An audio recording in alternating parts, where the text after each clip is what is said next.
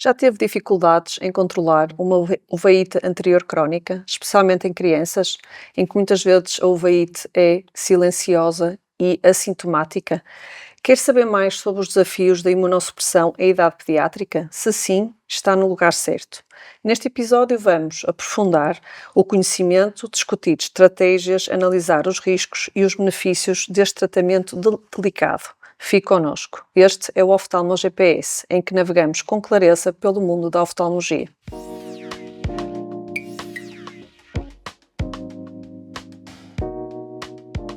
Olá, bem-vindo ao Oftalmo GPS. Hoje vamos falar sobre a imunossupressão em crianças com uveíte anterior crónica, uma condição em que é crucial conseguir o controlo a longo prazo da inflamação intraocular, pelos riscos que pode causar no desenvolvimento visual da criança. O meu nome é Cláudia Costa Ferreira e estou aqui com a nossa coordenadora do Grupo Português de Inflamação Ocular, Marta Guedes, que nos vai guiar nesta viagem. Olá, Marta. Olá, Cláudia. Para onde nos vais conduzir? Obrigada pelo convite. Então, hoje vamos falar sobre imunossupressão na uveíte anterior crónica em idade pediátrica. É um tema, é uma doença pouco frequente, mas um tema importante, porque neste tipo de doenças, na uveíte anterior crónica, quer esteja associada à artrite idiopática juvenil ou não, é muito frequente a existência de complicações oculares graves, muitas vezes já desde o princípio, e por isso é importante que os oftalmologistas saibam como manejar a maior parte dos imunossupressores que são utilizados ou que requer alguma experiência e alguma formação. Para isso, também temos um convidado, que é o Dr. Vasco Miranda, do Hospital de Santo António, oftalmologista pediátrico e com muita experiência na uveíte anterior crónica e na imunossupressão. Obrigada por teres aceito o convite, Vasco. Muito obrigado, Cláudia. Olá, Prazer. bem-vindo. Então, vamos começar por falar de como chegam estas crianças à tua consulta. São crianças que vão à urgência, são referenciadas por outros oftalmologistas, pela pediatria, pela reumatologia pediátrica? No meu caso específico, o meu hospital é um hospital que tem uma urgência pediátrica referenciada, não tem uma urgência pediátrica aberta, e isso faz muita diferença no tipo de uveítes que nós vamos receber. O que quer dizer que a maior parte daquelas uveítes sintomáticas, possivelmente infecciosas, vão entrar num serviço de urgência que não é o meu. Eu vou receber primariamente dois grupos. Um referenciado pela reumatologia pediátrica. Nós temos um centro de referência de reumatologia pediátrica que nos envia uma série de crianças com patologia autoimune e autoinflamatória para rastrear o uveíte. E ao longo desse seguimento eu acabo por apanhar um grande número de uveítes não infecciosas. E, portanto, o grande grupo é referenciado pela reumatologia pediátrica.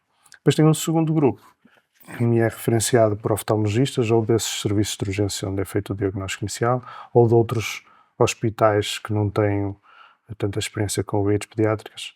E, portanto, esse é um grupo um bocadinho mais pequeno. A maior parte da minha referenciação vem de reumatologia pediátrica. Eu assumo que isso não seja a experiência da maior parte dos hospitais do país. É verdade. E quando as vês pela primeira vez, é frequente que encontres já alguns sinais de cronicidade, uma coisa que tem algum tempo de duração e mesmo de complicações oculares instaladas?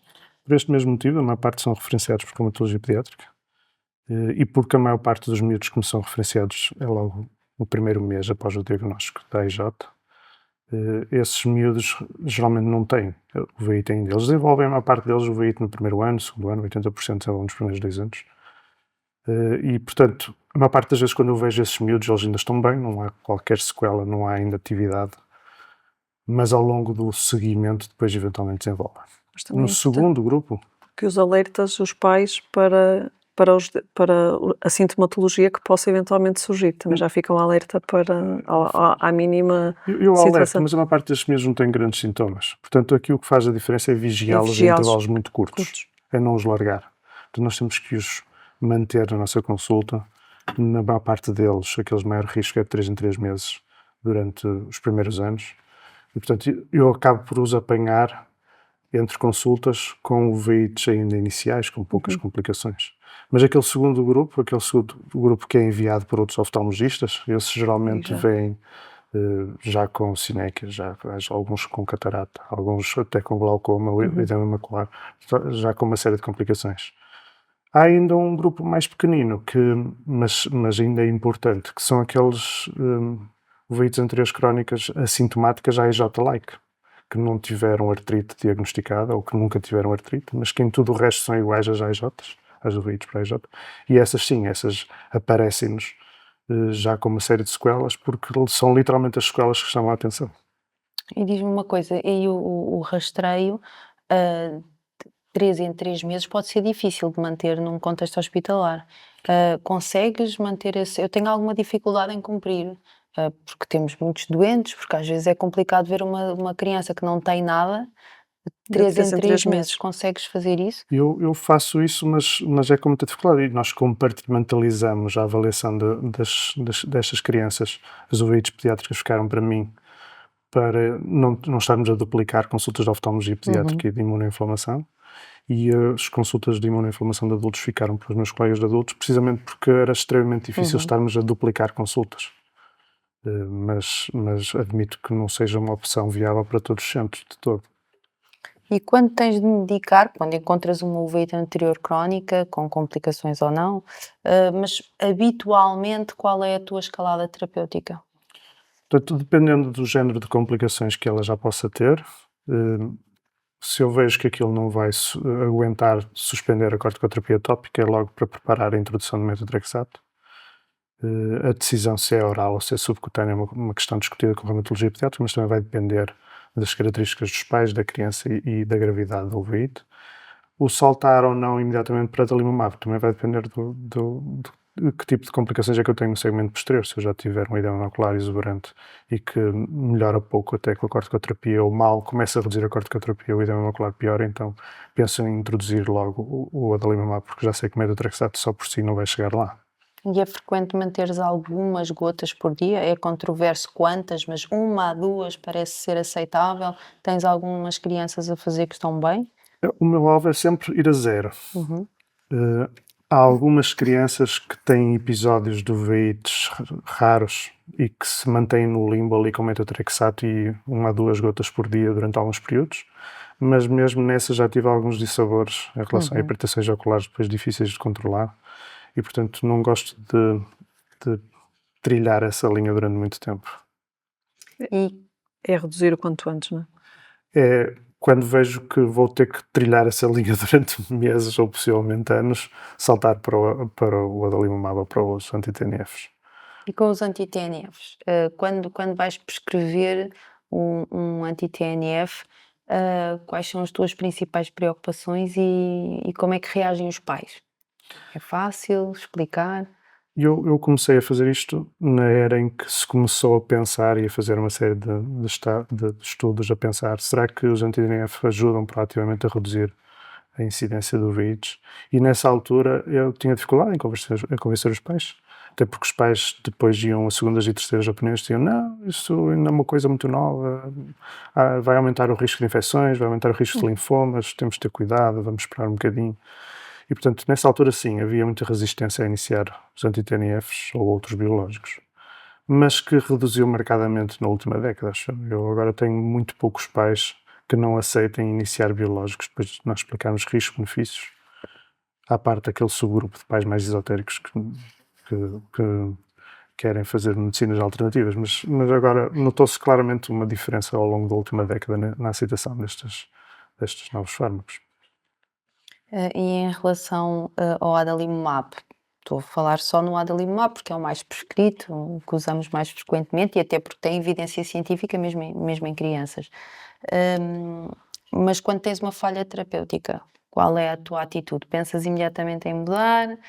Pensas em adicionar um imunossupressor, testar autoanticorpos, semanal?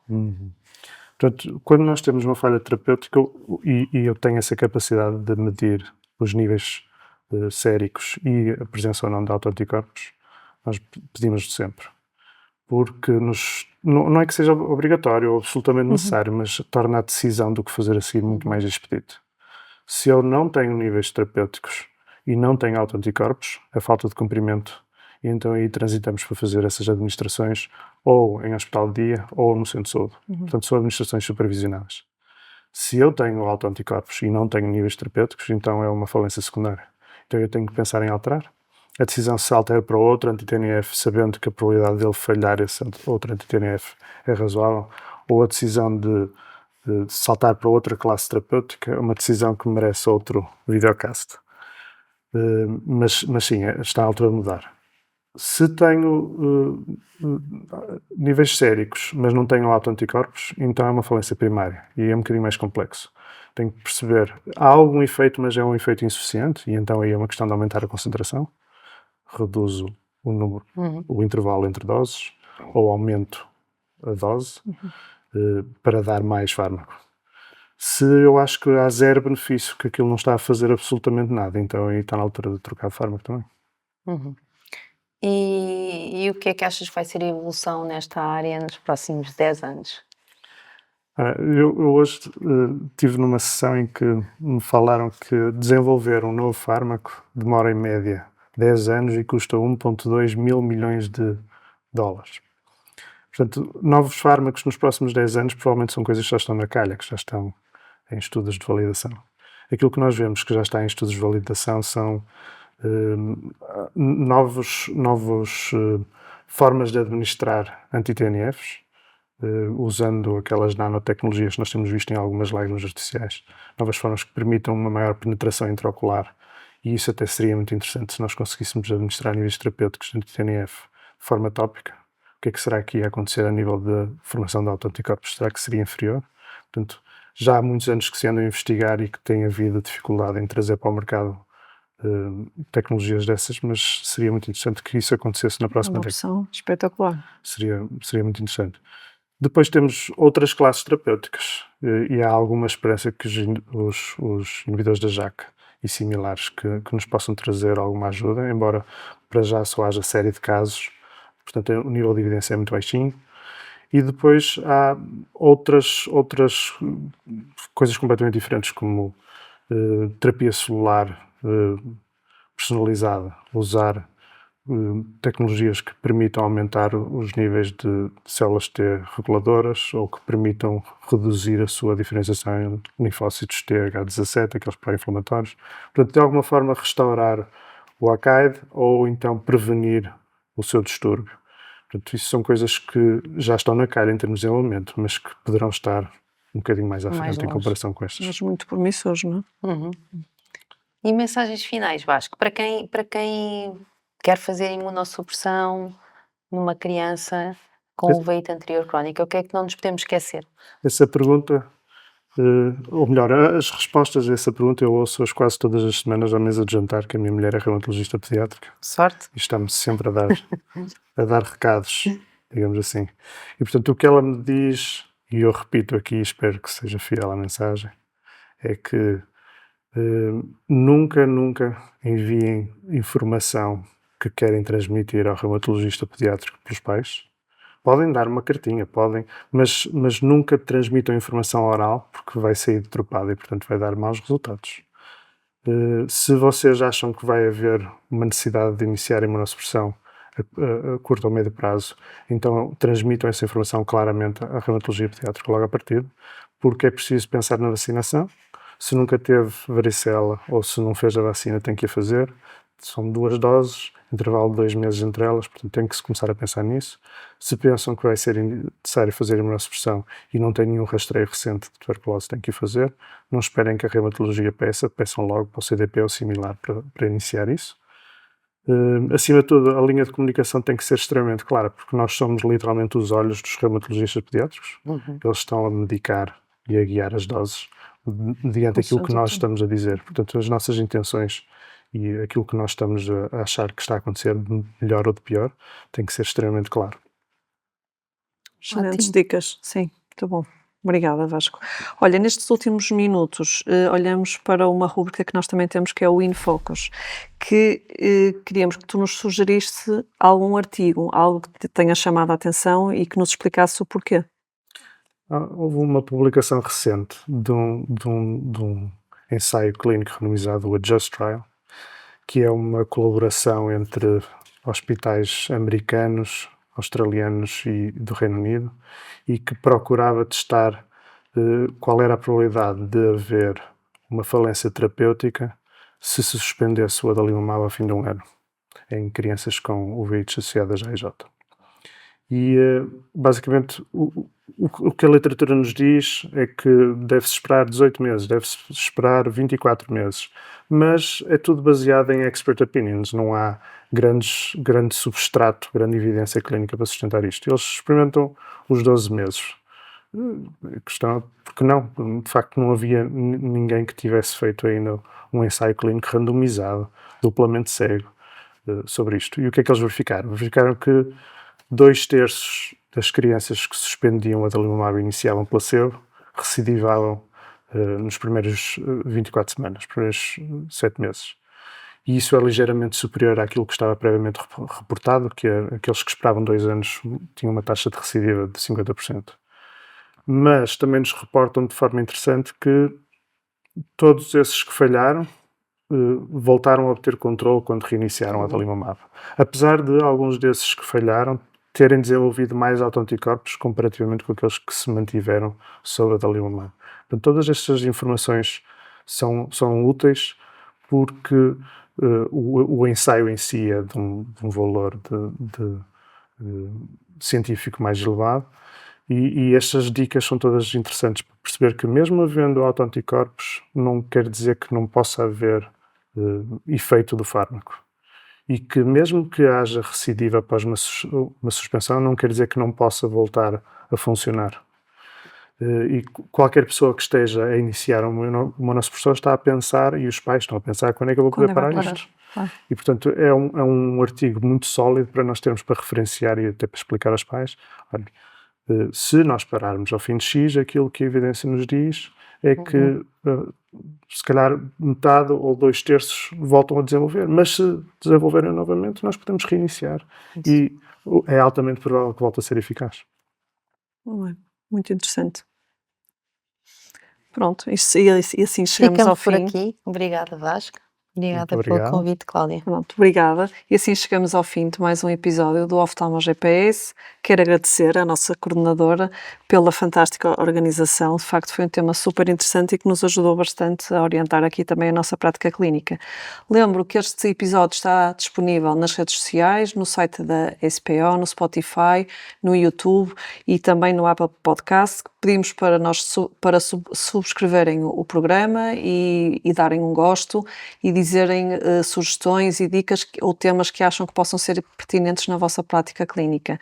E assim desejar-vos um resto de um bom dia e que continuem na Oftalmo GPS a caminharmos com clareza pelo mundo da oftalmologia. Obrigada.